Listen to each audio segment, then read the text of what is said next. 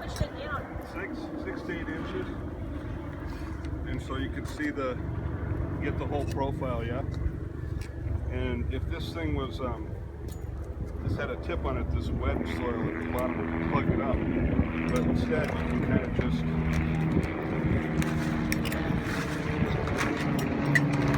real high tech. But it works. So it's like a 22-inch probe. You can get them through Gemplers. I get it through JBK. Okay. And then I just get well, my neighbor's got a saw. He can, a metal saw, or you can even use a Sawzall. It gets kind of wobbly. I've done that before.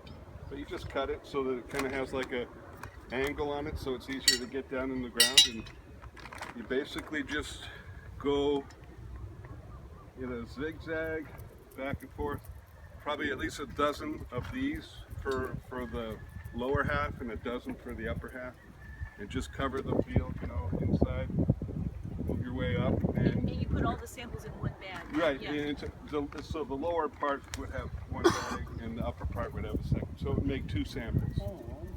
But you put probably 12 of these into one sample for the lower part would be, the more the better. And this way, you don't have to mix it up. If you take a shovel and a bucket, you get a lot of soil. And at the end, you try to mix it up and then you scoop out a couple of cups. Because I don't ship big bags. It's just too heavy and bulky. So, but if I took 12 cores, I'd only put about that much in. And that's the sample. You don't even need to mix them. And then we send it to the lab. They take it, they air dry it, and then they grind it all up so it's all mixed up. And then they take a little scoop out and then they analyze it. They put it into an extraction, it shakes, and then the liquid gets filtered. And then they take that liquid and put it through an analyzer. And the analyzer picks up different peaks, on the machine.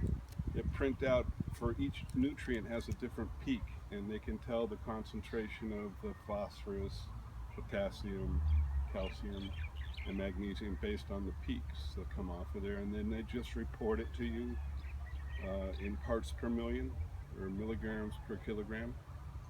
And I'll show you the reports. And the UH does the same type of thing, really. I mean, I've used them a lot. I'm a UH alumnus.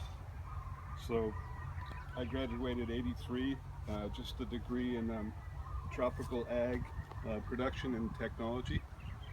And I never really did go on to get a master's. I just started working right out of school. And I worked for about 8 years, like in the industry, commercial grower, different stuff, hydroponics, fresh cut herbs. And then I started working for BEI or Brewer as their in-house agronomist, because they used to have a laboratory down in Papaico for all the sugar cane. And then C. Brewer and all the sugar companies basically started to shut down in the mid-90s, so they closed their laboratory.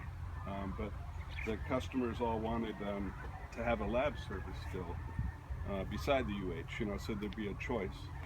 And that's when I started training with this laboratory here, Brookside Labs. They're in Ohio, so I ship to them, but it's really efficient, it's fast, with flat rate box, it doesn't cost too much. So my tests all include, the prices all include freight.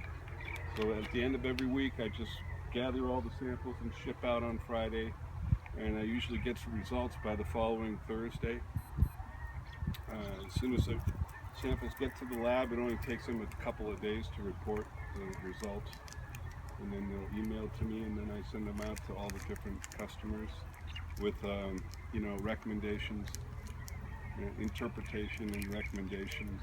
So I'll show you some of that on the slideshow here. Okay. And it's always better to, and I talk about this in the presentation, take samples prior to planting. That way you know what is going on. In general, though, we might, in a situation like this where you're going to use a tiller to bed things up, it might be better to sample before the beds are made, and then we get the results back.